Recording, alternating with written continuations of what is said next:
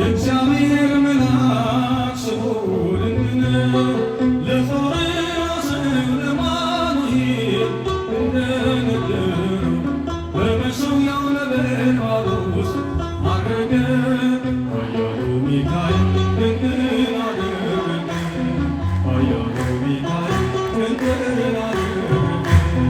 የእግዚአብሔር መልአክ ስሙን ለፈርዖን ለአማኑኤል እንደነገረው በመሠዊያው ነበልባል ውስጥ ዐረገ።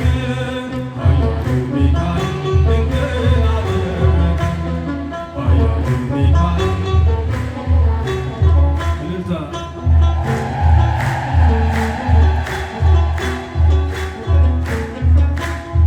ከዳን ወገን የሆነ በእግዚአብሔር ያመነ አማኑኤል የሚባል ሰው የጌታ መልአክ ታየው። ሚስቱ መካን ነበረች፣ ልጅንም ያልወለደች።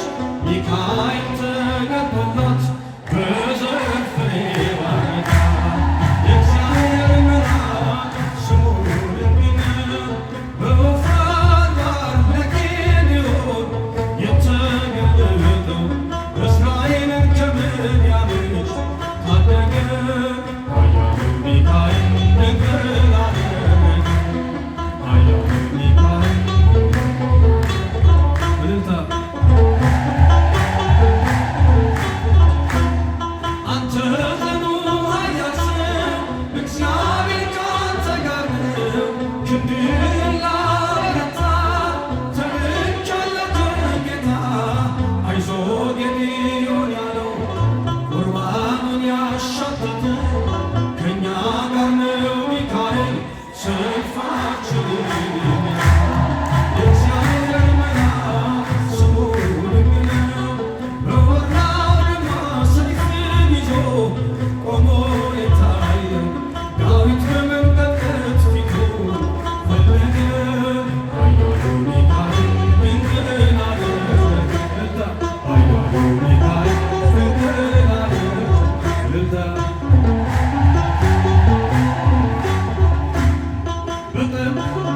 በሦስት ቀን ቸነፈር እንዳትጠፋ ምድር 70,000 ሰዎች ወድቀው መልአኩን ነቃህ አለው። ለምሕረት ይመጣሉ፣ ለመዓት ይላካሉ። ሰይፉን ባፎቱ ከቷል፣ ሚካኤል ለሕዝቡ ቆሟል። የእግዚአብሔር መልአክ ስሙን ስምዖን ጴጥሮስን ከወህኒ ቤት ገብቶ ያወጣው የእጆቹን ሰንሰለት ፈቶ ዐረገ። ኃያሉ ሚካኤል ድንቅን አደረገ። እልልታ ኃያሉ ሚካኤል ድንቅን አደረገ። እልልታ ለመላኩ በጠባቂዎች መሃል ኬፋን ከእንቅልፉ አንቅቷል።